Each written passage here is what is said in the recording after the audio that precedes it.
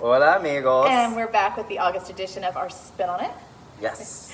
And this month's topic is another viewer request. Yay! Yes, guys, keep them coming. Yep, we love this. So this month's request was to talk about what to do when your workout stops working. And we know how that goes. We've all been there. Yep, it can be discouraging and frustrating. It can. And it's, you're cruising along and all of a sudden the scale's not moving or you're not feeling as strong as you were or your motivation might be going. And it's okay. Yeah, it's fine. This is not the end of the rope. You've got it. But there are things to consider. Yes, so there are different things that can affect this. So before you give up, check these things out and see if maybe this applies to you. Yeah. So we think there are maybe four Yep. kind of big things. Two of them go hand in hand, but we'll get there. Yeah, like we said, we both experienced them. So first one I want to talk about is working out, in general. So, the type of workout you're doing, is it just a maintenance workout, or is it like a HIIT workout, or is it a strength workout? And there are different types of working out, but I don't think people really think about that when they start a program or don't even have a program. Is what really it is. And a lot of times people just start not knowing where to start, right? So it's just a lack of education, but Yeah. it's something that can easily be fixed. When I moved here from Houston, I thought I was real kick-ass and You are super kinda strong. kick-ass. I mean, I am, but You know. there's always room for improvement. And I did when I moved here to San Antonio. I knew that I wanted to get stronger. I wanted to get better. So I hired a personal trainer because I didn't really know, how to work out. I was doing the same workouts pretty much every time I was going to the gym, and it was getting boring. And I stopped seeing results. I got to my goal weight, and then nothing else was changing. You get comfortable. Yeah. And so I hired a trainer, and we started doing different type of workouts. HIIT, interval, endurance. Increasing my weight and my reps, and I learned all this new information, and it really elevated, me mentally, and I started to get physical changes, and it was a really cool thing to learn, but it was a small tweak. One thing that my trainer told me that I won't forget is that the working out I was doing was just for maintenance, and maintenance isn't going to get you, to be the athlete that you want to be. I think there are days for maintenance, maybe you're not feeling as great, but you still want to get a workout in. But if you want to, elevate yourself and your body, you have to change things and you have to push yourself. And so figuring out what workout you need to do for what you want to achieve is something that is extremely critical. Right. And so even if you have figured that out, let's say you wanted to lose weight and so you've really revved up cardio, you've gotten your weight where you want it, and then it stops. So ask yourself, are you phoning it in now? I mean, could you increase the could you increase the incline on the treadmill? Could you increase the speed on the treadmill? Are you busting out 12 reps with 10-pound dumbbells? If you are, it's time to step it up. Go to the 12-pounders. Do less, fewer. You might be able to lift fewer reps, but you're lifting heavier. You're going to start to see some changes. So don't be afraid to tweak it and to make, even the smallest tweak, right? It can make a big difference. And I remind people that you're in control. Right. Like if your incline is too much or the weight's too heavy, like you can put that down, you can slow it down, Right. but you won't know unless you try. Exactly. And so just remember, no matter if you're with a trainer or not, if you know if it's too much, slow it down. But the key is to keep changing and keep your body guessing. growing. Yeah. All right. Yeah, so, that was good. There you go. The next two go hand in hand. They are metabolism and nutrition. And we do love to eat. I do. True. And I have a horrible sweet tooth. And I like salt. Oh, yeah. So Chips galore. recipe for disaster. All right. So the second thing that could be affecting your weight loss goals is your metabolism, which goes hand in hand with nutrition. So And we both have our indulgences. we do. I love Salt. sweets. Sweets are my thing. But unfortunately, when I was in my 20s, I could throw down 2 Reese's peanut butter cups between classes and never know the difference. And I didn't gain did, a pound. and it showed. Aww. But it's okay. It's okay. But today, if I did that, eventually I would gain weight. But the one thing I've noticed from that is that my body processes sugar differently now. So Right. because I'm older, my metabolism has slowed down a little bit, and I'm not processing that as quickly. So if I indulge in sweets, I have to really want it because I know that about an hour or two later, I'm going to crash hard, like fall asleep crash. It's a bad sugar dive. So be aware of that. Be aware of the fact that if you're not seeing the changes you want, consider your metabolism slowing down. If you're getting older, it is. I mean, it's just a fact of life. So to combat that, you want to look at what you're putting in your body. You want to watch your sugar. You want to watch a lot of high fat processed And just, I foods. think part of that process too is learning, like you said, as you get older, things change. Learning how your body reacts to certain foods. Right. Like I can't have milk anymore. When I hit 30, I just became lactose intolerant, and that was really unfortunate. But it's something that I had to, learn about and experience and change. Right. When am I going to have dairy?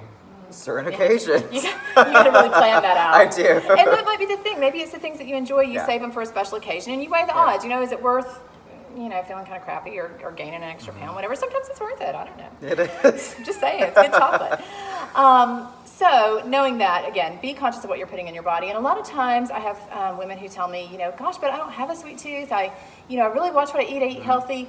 What are you drinking? Are you drinking sugary sodas? Are you drinking a lot of wine or a glass or two of wine at night? Which, that's fine, go Right. ahead. But just be aware that that's your sugar. That has a lot of sugar in it. And as we get older, we tend to store it differently, and we don't process it as well. Yeah, and I think that's one thing that I learned about getting older is being honest with what you're consuming. Yeah. Because, girl, I know I've I've been I find ways to justify things, but at the end of the day, when I think about it, I'm like you said, you got to think about those You choices, and you have to be honest with what you're doing and realize that it has effects. And your food diaries can help with that. Yeah, There's it does. I used to love MyFitPal, what's it called? Yeah. MyFitnessPal. Because you could go in and literally track every single thing you were putting in your mouth. Of course, I did find ways to cheat it, so I felt like if I didn't write it down that it didn't count, it didn't happen, but it did. No one saw me. No one saw me. But so having said that, one of the things that can really help too is having your metabolism tested.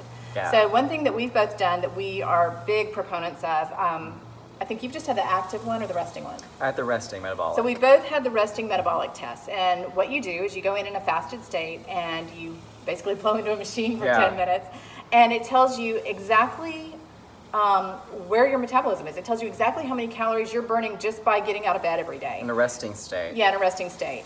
Then it factors in how often you're exercising. It factors in your age, your weight, and it tells you then how many calories you should be consuming to meet your goals. So whether, for example, when I was training for a triathlon and I didn't want to lose weight, I didn't want to get, too thin from that. So 'cause it was a lot of workouts. So I had the resting metabolic test done. I learned exactly how many calories I should be consuming a day to not lose weight through all the endurance training I was doing.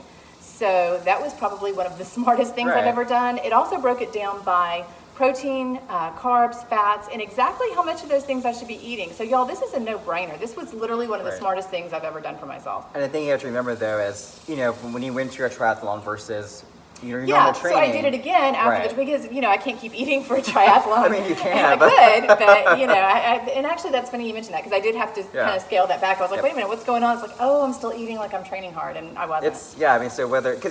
If you're working out and you take this test, and then 6 months from now, you should take it again because your body is changing. Yeah. Your metabolism probably will kick up faster, so you've got to keep that in check. Could these small little changes really impact, your picture. physique? Yeah, and how much you weigh and what you're feeling like. So it's definitely something that should be checked out. And there's a second one you should also the active try. metabolism test. So you get on a treadmill or a bike, and again, you are wearing this bizarre contraption. You look a little bit like Hannibal Lecter. creepy. People are going to look at you. It's weird. But you breathe into that, and it tells you, this is pretty awesome too. Yeah. It breaks it down by your heart rate zone. So it tells you very specifically, this is the section where you're burning fat. This is the section where you're burning carbs. This is the section where you're actually burning protein. And so by knowing these things, you know where you want to be for your goals. So you don't want to, spend a whole lot of time up in the red zone. I think I get asked that question a lot. What heart rate should I be in to burn fat? And I mean, you could Google it and they'll give you general parameters. But if you want to know specifically for your body, right? I mean, because it depends on your age, your activity level, what you're consuming, and so this will actually tell you need to be within X and X, to burn fat and not go to that cardio state. Right. So it's totally it's really cool. Really cool. Really cool. So you can get these things done. Ask your doctor about it. Maybe they offer it at your doctor's office, or maybe they can recommend someplace. I had mine done through HEB. I work at HEB. I have to probably say that. Disclaimer. But we have nutritionists on staff there. You can go online, make an appointment. I think it's like $30 to have it done. And what's really cool about that too is after they'll do it, the nutritionist can actually walk you through the store and shop with you, helping you. Oh, that's cool. It's the That's coolest thing, yeah. So my 15-year-old son wanted to bulk up, and so he did it and found out how many calories he should be consuming to sustain the type of workouts he wanted to do. And then she took him and they went on a shopping trip, and he loaded up on all these great things that he could make and take. And so that's a really useful tool. And as far as the active metabolic testing, I know a lot of gyms offer that. Yeah. Um, We both did ours at Lifetime. Yeah, that's where we did ours, but I'm sure it's other places too, so check it out. All right, so the last thing that we're going to talk about that can be affecting your weight loss or lack thereof are hormones. And ladies, we all know how those can affect us. Your womanly hormones. My womanly hormones. That sounds so special. It does. It does. Sounds pretty. But, I think, what I meant by womanly is that most people think that women are the ones that have like hormonal problems, but actually men have hormone problems too. You have a special time too, don't you? We do. I do. I do. He really but does. I had a real special time like 2 years ago. At the beginning of the year, I think it was like 2016, You were impossible. Yeah. I was really tired and irritable and grumpy, and it wasn't because I was hungry. It lasted for about a couple of months, and I knew something was wrong because I just didn't, really want to be around people. I didn't really want to work out, which is not You know typical. something's wrong when you don't want to work out. I know. So, I started talking to people, and I decided to go check out a doctor and see what was going on. They ran all of my blood work, and everything came back normal except one really important hormone, and that was my testosterone level was extremely low. It was practically depleted. And so, that small test revealed a lot, and me talking with a professional about this really helped me figure out what was going wrong with me. And if I hadn't taken that step, I wouldn't have known it was my testosterone. I've never even thought of that. But luckily it was an easy fix, so I just had to rest and take a step back. And I did, and within about a month I felt back to normal. But so it's just, I didn't end up gaining weight from that, but it could have led to that if I had not had it. Because you were checked so out. lethargic. Yeah. You really weren't wanting to move. Yeah. So. And guys tend to, nothing against what happened to you, but ladies, we know that's nothing in comparison, don't we? So. Damn. No, seriously, it was serious. It was bad. Yeah. But when we have the same thing, right? Our testosterone gets depleted, which leaves us feeling the same way, lethargic. We lose interest in, things that we once enjoyed, or lose interest in activity. And then as our estrogen or progesterone depletes, we start storing fat in weird places. We start getting belly fat. We start getting hip fat, and the thing is, you don't have to. These are changes that are naturally going to occur with your body. As you start to get older, as you go through menopause, it just is what it is. Your body's going to start hanging on to fat stores and in different places. But